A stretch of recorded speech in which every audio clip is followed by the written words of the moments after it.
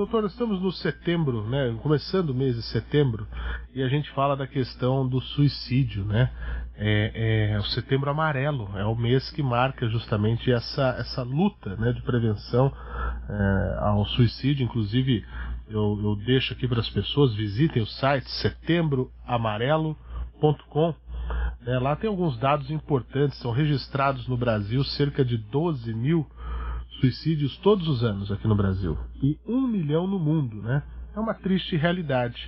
E cerca de 96,8%, segundo a Associação Brasileira de Psiquiatria, dos casos de suicídio estavam relacionados a transtornos mentais, Albuquerque.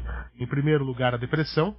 Em segundo lugar, o transtorno bipolar e também o abuso de substâncias, 3 assuntos que nós já falamos aqui hoje, né, na entrevista com o Fernando Fernandes, né? Então, desde 2016 aqui no Brasil começou a se falar sobre o Setembro Amarelo e fazer, né, a campanha anual.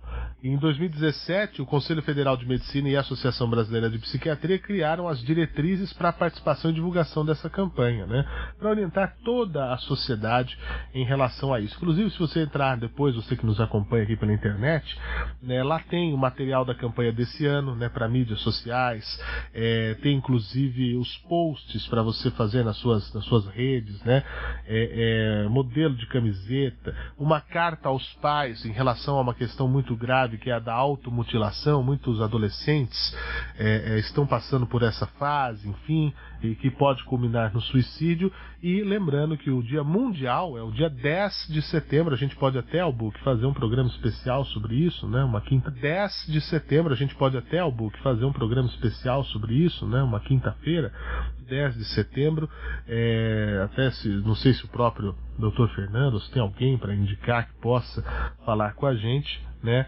mas a gente tem que falar sobre essa situação, porque no ano passado, né, o filho de um amigo meu cometeu suicídio aos 19 anos. Uma família, uma condição de vida maravilhosa, um rapaz jovem, 19 anos, lindo, bonito, né, namorava, enfim, mas ele sofria de esquizofrenia, né, e aí ele passou numa universidade pública em uma outra cidade.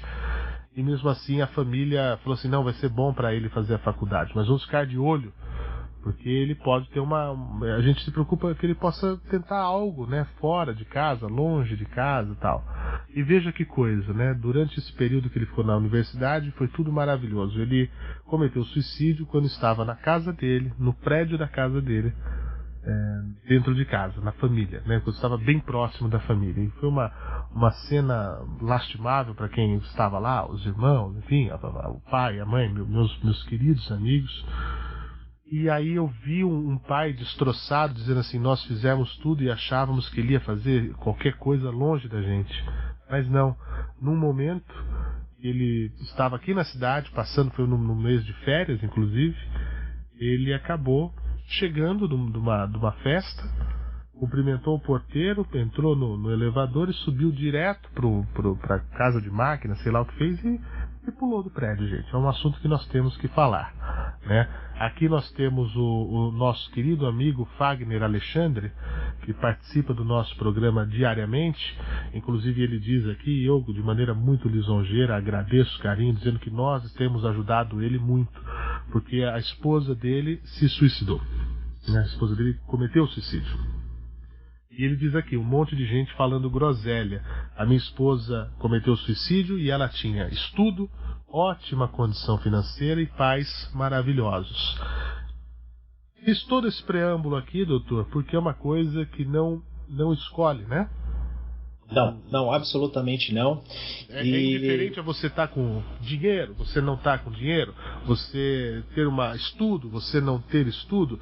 Um outro detalhe, eu participei ano passado de um congresso médico, né? E um médico de 42 anos, ou seja, uma pessoa extremamente jovem, disse que na turma dele se formaram 32 médicos. 8 já haviam cometido suicídio. Olha essa classe como sofre também. duas categorias profissionais são muito são sob risco de suicídio, né? Tem um risco maior de suicídio, umas são médicos, outras são policiais, né? Mas o relato desse colega que acompanha aí o programa é um relato interessante. Eu sou muito engajado nessa campanha do Setembro Amarelo. Tem uma entidade que eu tenho muito orgulho e prazer de ser um parceiro, né? Que é o CVV. Então, sempre que eu sou convidado para alguma ação, eu estou junto, sempre que eu posso. E se eu não posso, eu dou um jeito de estar junto com eles, que são verdadeiros heróis na prevenção ao suicídio, né? Então, vale lembrar do CVV número 188, numa situação de desespero, que você queira falar com alguém, você vai ter alguém do CVV para te ouvir lá com ouvidos e coração aberto e com muita empatia. Mas o suicídio, ele segue trajetórias multifatoriais e complexas. Nunca todas as variáveis estarão na nossa mão. Então, muitas vezes a pessoa, é isso que o colega falou, a pessoa tem bons vínculos, muitas vezes a pessoa está em tratamento, a pessoa tem uma boa condição intelectual, uma boa condição financeira, tem uma rede de amparo, e mesmo assim o suicídio acontece. Por quê? Porque ele é multifatorial, segue uma trajetória muito complexa. Nunca as coisas estão totalmente no nosso controle. Então, toda a minha solidariedade aí aos chamados sobreviventes de suicídio, né? Fernando e Albuquerque, que são sobreviventes de suicídio? São aqueles que perderam algum ente querido por suicídio, né? Eles vivem um luto que é um luto muitas vezes difícil de superar, um luto carregado de muita culpa, né? Sendo que não há culpa e não se deve buscar isso quando acontece um suicídio, porque eu repito, muitas vezes a pessoa tem todo amparo, toda proteção e mesmo assim o suicídio acontece. Dito isso, quais são essas trajetórias que a gente pode identificar? Eu separo didaticamente em dois grupos. Primeiro, mais de 90% dos casos de suicídio estão relacionados a algum transtorno psiquiátrico. Então, a identificação e tratamento adequado dos transtornos psiquiátricos é um dos pilares da prevenção de suicídio. E o segundo é a qualidade dos vínculos que essa pessoa tem. É uma regra geral, quanto mais vínculos e quanto melhores são esses vínculos em qualidade, mais protegida essa pessoa está do suicídio. Começam pelos vínculos primários, familiares, uma boa coesão, uma boa rede de apoio familiar, os amigos mais próximos, parentes, até todos os vínculos sociais que essa pessoa pode ter. Bons vínculos na escola, bons vínculos no trabalho, bons vínculos na faculdade, bons vínculos na igreja, bons vínculos sociais. Tudo isso são fatores protetores contra o suicídio. Bons vínculos e de qualidade. E detecção precoce e tratamento adequado dos transtornos psiquiátricos, né?